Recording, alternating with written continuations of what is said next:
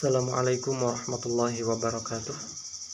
Dalam kesempatan kali ini insyaallah saya akan membahas tentang solusi menghadapi tantangan pendidikan Islam di era globalisasi. Ada 3 tantangan pendidikan Islam di era globalisasi.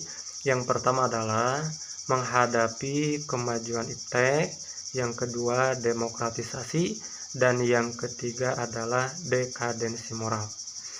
Baik, solusi untuk menghadapi ketiga tantangan pendidikan Islam tersebut insya Allah akan saya jelaskan.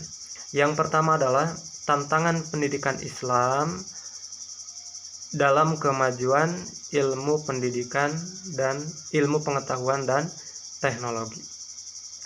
Yang pertama adalah jadikan iptek itu menjadi motivasi kreativitas bagi anak didik ke arah pengembangan iptek tersebut dengan menghadirkan nilai-nilai Islam sebagai acuannya. Kedua, mendidik keterampilan dalam memanfaatkan ilmu pengetahuan bagi kesejahteraan umat manusia, khususnya umat Islam.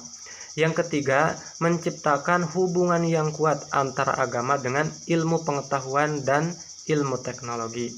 Yang keempat adalah menanamkan sikap dan wawasan yang luas terhadap kemajuan, khususnya untuk kemajuan umat Islam. Karena agama Islam adalah agama yang tidak lekang oleh waktu, tidak tergerus oleh zaman, jadi kita harus bisa mempadu-padankan antara agama dengan ilmu pengetahuan dan teknologi. Dikarenakan sebetulnya sumber dari iptek tersebut adalah dari Al-Quran dan Al-Hadis. Itu yang pertama. Yang kedua adalah tentang demokratisasi. Di negara kita yang menganut paham demokrasi berarti kebebasan dalam berpendapat, dalam berpikir. Pendidikan Islam dalam menghadapi demokratisasi ini adalah kita harus selalu toleransi dalam segala hal, baik dalam masalah agama, dalam pendapat, untuk sama-sama memajukan bangsa dan negara ini. Jika toleransi tidak ada, maka yakin negara ini tidak akan berdiri. Negara ini berdiri karena adanya toleransi. Meskipun dalam kemerdekaan kita itu tidak hanya umat Islam, tidak hanya para ulama yang menjadikan negara ini merdeka, tetapi karena ada sinkronisasi antara agama yang lainnya, ada Kristen, Buddha, dan lain sebagainya, untuk menciptakan negara Indonesia ini. Itu yang menjadi solusi bagaimana kita cara menghadapinya, yaitu harus dengan saling toleransi antar umat beragama dan antar pendapat. Yang ketiga adalah tentang dekadensi moral. Masalah tantangan pendidikan Islam yang terakhir adalah dekadensi moral itu lebih penting daripada masalah kemiskinan dan kebodohan. Karena kemunduran moral, kemerosotan moral itu lebih buruk dampaknya daripada kebodohan dan kemiskinan.